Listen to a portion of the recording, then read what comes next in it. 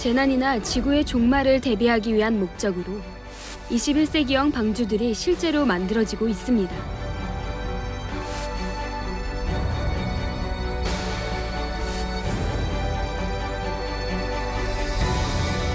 홍수 심판 전에 주신 7일이라는 유예기간은 아버지 하나님의 정확한 공의가 담겨 있습니다.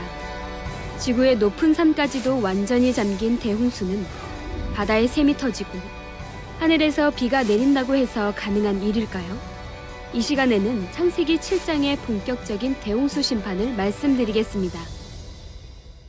창세기 7장 4절에 지금부터 7일이면 내가 40주야를 땅에 비를 내려 나의 지은 모든 생물을 지면에서 쓸어버리리라고 말씀하셨습니다. 이는 홍수 심판이 앞으로 7일 후에 일어난다는 뜻으로 역으로는 심판의 순간까지 아직 7일이 남아있다는 의미도 됩니다.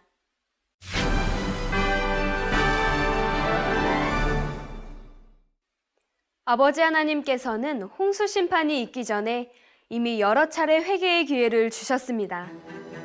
그때마다 사람들은 죄악에서 돌이키지 않음으로 결국 홍수 심판에 이르고 말았죠. 심판을 취소할 수 없는 지경에 이른 것입니다. 그럼에도 아버지 하나님께서는 곧바로 세상을 심판하신 것이 아니라 다시 한번 7일이라는 시간을 주셨습니다. 완전 수인 7만큼의 날을 더 주신 것입니다. 완전 수인 7만큼의 날을 더 주신 것에는 바로 아버지 하나님의 정확한 공의가 담겨 있습니다. 이것이 왜 하나님의 공의일까요? 하나님께서 주신 7일은 누군가 돌이켜 구원의 방주에 탈 마음이 있다면 그에게 주어지는 마지막 유예 기간이었습니다. 하나님께서 이렇게 시간을 주셨음에도 이 기회를 붙잡지 않는다면 그 누구도 하나님을 원망할 수 없습니다. 따라서 이 7일이라는 시간은 하나님 편에서 홍수 심판을 이루시기까지 공의의 법칙에 어긋나지 않도록 얼마나 많은 것들을 따져보셨고 얼마나 하나하나를 점검해 보셨는지 얼마나 섬세하게 두루 살피셨으며 얼마나 철저히 점검하셨는지를 나타냅니다. 그래서 죄악이 쌓이고 쌓여서 심판할 수밖에 없으실 때에도 그 중에 한 사람이라도 구원할 자가 있나 살피셨고 최후의 순간까지 회개의 기회를 주셨지요. 그래서 소돔과 고모라의 심판 때에도 친히 천사장들을 보내시어 그 성읍을 살피게 하셨습니다. 그리고 룻과 그의 가족들은 구원받도록 급박한 상황에서도 심판을 늦추셨죠. 니느웨 성을 심판하려 하실 때도 마찬가지입니다. 니느웨는 이스라엘의 적대국 아수르의 수도입니다. 그들의 악독이 하나님 앞에 상달되어 공의로는 멸망시켜야 하는 상황이었죠. 그럼에도 하나님께서는 니느웨 백성들에게 회개의 기회를 한 번 더 주셨습니다. 요나 선지자를 보내어 40일이 지나면 니느웨가 무너지리라 라고 외치게 하셨지요. 이는 심판의 선포와 함께 40일이라는 유예기간을 주신 것입니다. 노아의 때 홍수 심판 전에 주신 7일이라는 유예기간은 하나님의 공의를 온전케 하시는 사랑의 표현이었습니다. 그 기간 동안 단 한 사람이라도 구원의 방주로 나오면 구원하시겠다는 하나님의 긍휼에서 비롯된 것입니다. 이때 중요한 사실 한 가지가 있습니다. 홍수가 있기 7일 전 하나님께서는 노아와 그의 가족들, 선택받은 짐승들 모두를 방주 안에 들어가 있게 했다는 점입니다. 그리고 문을 닫게 하셨지요. 따라서 그 7일 동안 노아는 더 이상 세상을 향해 이제 곧 홍수 심판이 시작된다고 외칠 수 없었지요. 왜 하나님께서는 세상 사람들에게 7일이라는 유예기간을 주시면서 더 이상 심판을 경고하지 않게 하셨을까요? 왜 노아로 하여금 마지막 순간까지 방주의 문을 열어놓게 하신 것이 아니라 문을 닫게 하신 것일까요? 노아 시대 홍수 심판은 인간 경작의 섭리가 함축적으로 담겨 있는 축소판과 같다는 사실입니다. 공의로는 구원받을 수 없는 이들에게 마지막 기회를 한 번 더 주시는 것입니다. 홍수 심판 전 7일 유예 기간이 바로 7년 환란의 의미와 같습니다. 홍수 심판 7일 전 노아와 그의 가족들이 방주 안으로 들어간 것은 구원받은 자녀들이 7년 혼인잔치에 들어간 것과 같지요. 또한 7년 환란 기간은 이삭 죽기 구원이 있듯이 방주의 문이 닫혔다 해도 홍수가 시작되기 전에 누구라도 문을 두드린다면 다시 열어줄 수 있습니다. 홍수 심판 전 7일의 유예 기간 동안에는 심판을 경고하는 사람이 아무도 없었습니다. 이 또한 7년 환란 때 성령이 거두어져 자신의 의지로만 신앙을 지켜야 하는 것과 같습니다. 결국 그 수많은 사람 중에 누구 하나도 회개하고 돌이켜 방주에 들어온 사람은 없었습니다. 7년 환란 때도 이와 마찬가지입니다. 처음에는 많은 사람들이 회개하지만 믿는 자들에게 엄청난 핍박이 가해지면 대부분이 배교를 하지요. 끝까지 신앙을 지켜 구원에 이른 사람은 극히 적게 됩니다. 이처럼 노아 시대 홍수 심판은 인간 경작 마지막의 때와 유사한 점이 많은 것을 알 수 있습니다. 한편 재난이나 지구의 종말을 대비하기 위한 목적으로 21세기형 방주들이 실제로 만들어지고 있습니다. 지진과 홍수 등 각종 자연재해가 빈번한 일본과 중국을 비롯하여 전 세계의 다양한 이유와 목적으로 현대판 노아의 방주들이 만들어지고 있습니다. 세계 최초 민간용 지하 벙커를 제작하고 있는 미국 부동산 개발 회사 비보스 그룹은 2010년 재난 대비용 지하 벙커인 일명 테라비보스를 공개했습니다.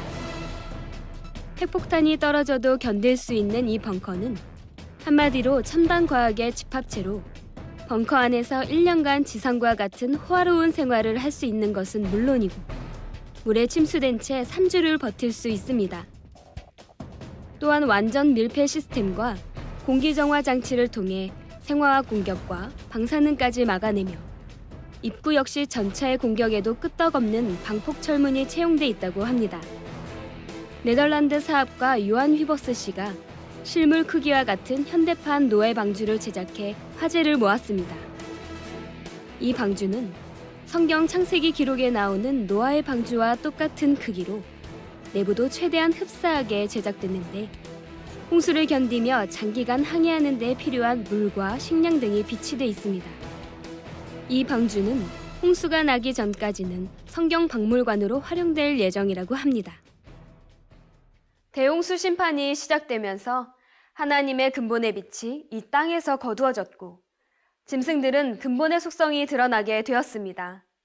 그렇다면 그 수많은 종류의 짐승들이 방주 안에서 1년 넘게 어떻게 함께 지낼 수 있었을까요?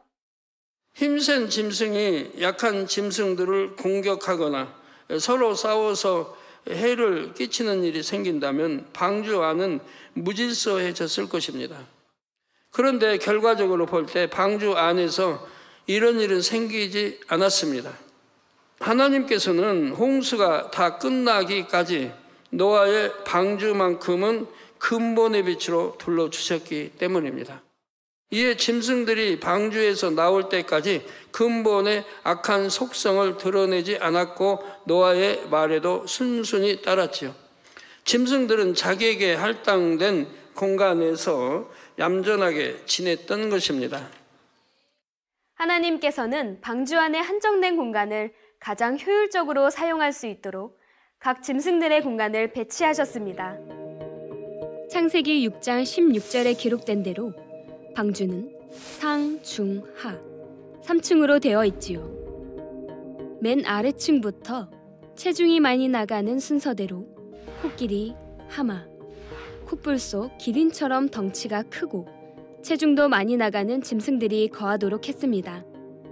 중간층에는 사자, 호랑이와 같은 그 다음 크기의 짐승들이 배치됐는데 이는 방주의 전체적인 안정성을 위해서 필요한 배치였습니다. 맨 위층에는 새들과 땅에 기는 것들과 노아의 8 식구가 거했습니다. 노아의 식구들과 짐승들이 같은 층에 산다 해도 공간이 잘 구분되어 있어 노아와 그의 식구들이 사는데 불편하지 않았던 것입니다. 이외에도 방주 내부는 공간이 매우 효율적으로 구분되어 있었습니다.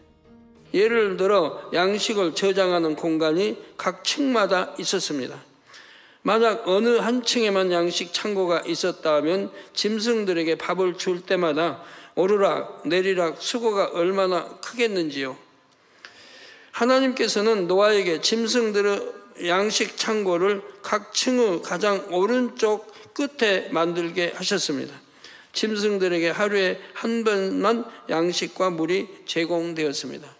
이는 모두가 배부르다 느낄 만큼 넉넉한 양은 아니었지만 그렇다고 허기를 느낄 만큼 적은 양도 아니었지요. 방주 안은 하나님의 근본의 빛으로 둘러 있었기에 짐승들은 하루 한 번 일정량의 섭취만으로도 살아가기에 충분했다는 사실입니다. 노아와 그의 식구들에게 있어 모든 짐승들에게 밥을 주는 일은 하루에 단 한 번 한다 해도 만만치 않았습니다. 그런데 짐승들에게 밥을 주는 것보다 더 난감한 일은 그들의 배설물을 처리하는 일이었죠. 그러면 과연 노아와 가족들은 이 문제를 어떻게 해결했을까요? 아버지 하나님께서는 이것까지 미리 아시고 노아가 방주를 치울 때에 배설물 처리 시설을 만들도록 하셨습니다. 짐승들이 우리 안의 한 지점에서 배설을 하면 그 배설물이 한 곳으로 모이게 돼 있었지요. 노아와 가족들은 한 곳에 모여 배설물만 방주 밖으로 내버리면 되었습니다. 노아와 가족들은 방주 생활 내내 짐승들을 돌보는 데 많은 시간을 할애하며 매우 바쁜 시간을 보내야 했습니다. 그러나 그들은 그 상황을 불평하지도 한탄하지도 않았습니다. 오히려 심판에서 구원받은 것에 감사했지요. 그러니 자신들이 할 일을 억지로 한 것도 아니었고 대충대충 한 것도 아니었습니다. 어찌 보면 너무나 굳은 일들이었지만 방주 생활 내내 감사와 기쁨으로 성실하게 주어진 일을 감당했던 것입니다. 창세기 7장 11절 후반절에 그날에 큰 기쁨의 샘들이 터지며 하늘의 창들이 열렸다 했습니다. 대홍수 심판이 시작된 것입니다. 이때 아버지 하나님의 눈에서는 눈물방울이 뚝뚝 떨어졌습니다. 그 눈물방울은 아버지의 옷자락에 기대함이란 글자로 새겨졌지요. 바로 노아로부터 다시 시작할 인간 경작을 통해 참 자녀들이 나올 것을 기대하셨습니다. 또한 반드시 이루시겠다는 의지를 눈물로써 옷자락에 새기신 것입니다. 본문에는 지구를 완전히 뒤덮은 홍수가 어떻게 일어났는지가 자세히 나와 있습니다. 큰 기품의 샘들이 터지며 하늘의 창들이 열렸다고 하셨지요. 오늘날 대부분의 사람들은 이것을 지구 안에서 일어난 일로 해석합니다. 곧 바다의 깊은 곳에서 샘이 터지고 하늘에서 엄청 많은 비가 내렸다는 것이지요. 그런데 그 당시 홍수로 지구의 가장 높은 산까지도 완전히 물에 잠겼습니다. 홍수로 인해 지구의 높은 산까지도 완전히 물에 잠긴 일이 바다에 샘이 터지고 하늘에서 비가 내린다고 해서 가능한 일일까요? 그렇지 않음을 상식적으로 알 수 있지요. 만일 바다에 샘이 터지고 비가 많이 내려서 대홍수가 됐다고 한다면 홍수가 그친 후에는 그 많은 물이 어디로 사라졌을까요? 사람의 지식과 상식으로는 시원하게 답할 수가 없습니다. 따라서 이 말씀의 해답을 이 육의 세계에서 찾으려 해서는 안 됩니다. 바로 영의 세계인 에덴과 깊은 관련이 있다는 사실을 알아야 하지요. 본문에 큰 기쁨의 샘들이 터졌다는 말씀은 에덴에 있는 샘들이 터졌음을 뜻하지요. 창세기 2장 10절에 강이 에덴에서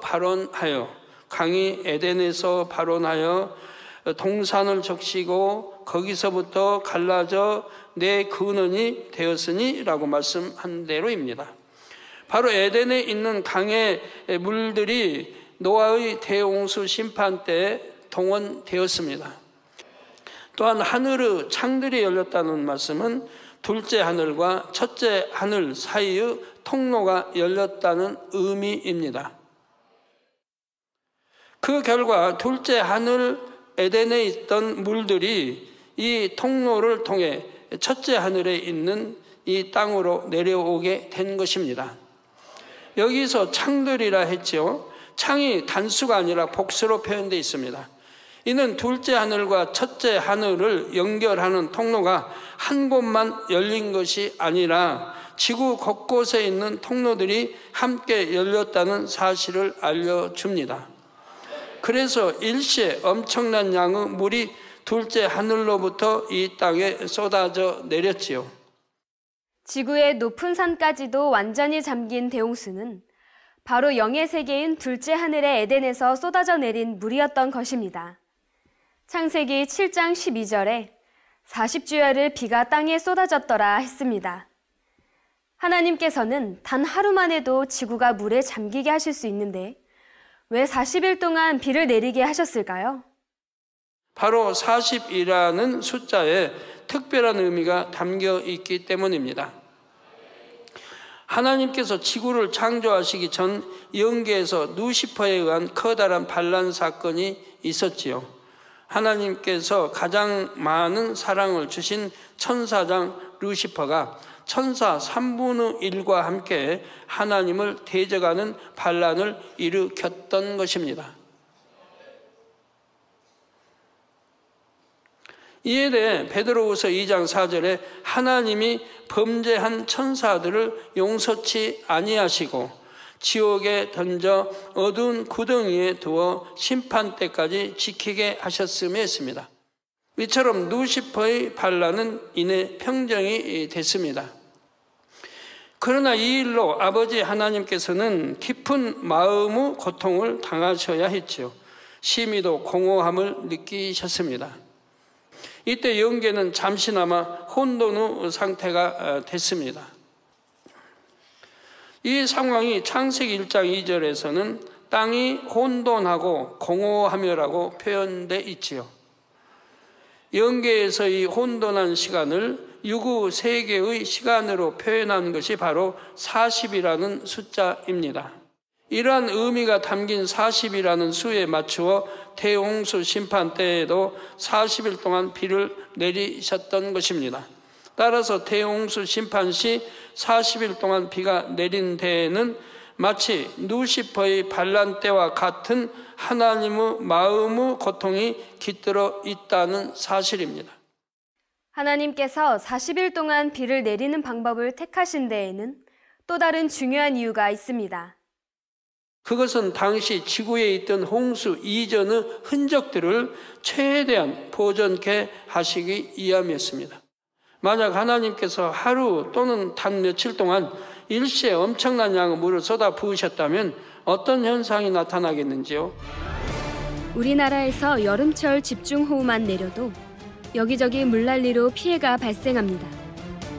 그런데 그보다 훨씬 강력한 집중호우라면 얼마나 많은 것이 훼손되겠는지요. 당시 지구에 남아있던 문명의 흔적들은 완전히 파괴되고 말았을 것입니다.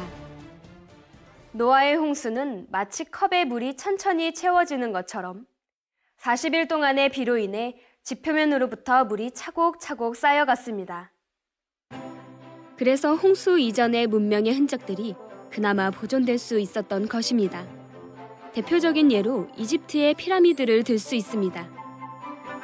이 밖에도 고대 문명의 흔적들이 지금도 지구 곳곳에 남아있지요.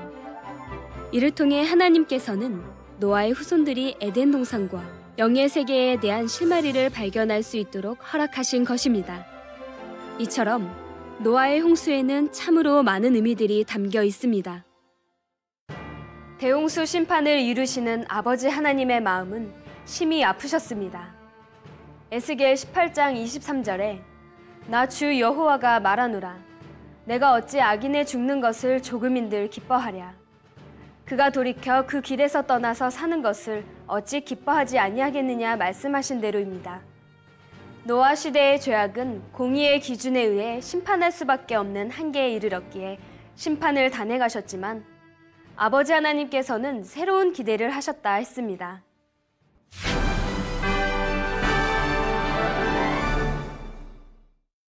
하나님께서는 바로 노아로부터 다시 시작할 인간 영작을 통해 참 자녀들이 나올 것을 기대하신 것입니다.